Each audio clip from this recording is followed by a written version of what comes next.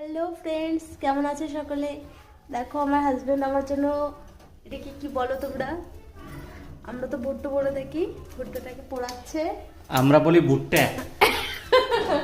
ওই হলো আর কি, ওটা আমাদের বাড়ির ভাষা। আমার শ্বশুর বাড়িতে এই ল্যাঙ্গুয়েজে আমরা কথা বলি।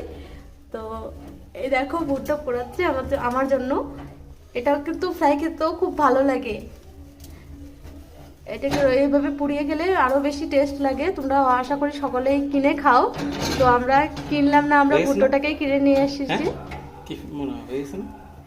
হ্যাঁ, অনেকটা একটু একটু বাকি আছে, মাঝখানে মাঝখানে ওটাকে পোড়াও আস্তে আস্তে। একটু গ্যাসের ফ্লেমটা লো করে দাও না।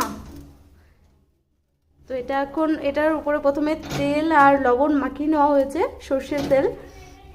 তারপর এটাকে পোড়ানো হচ্ছে।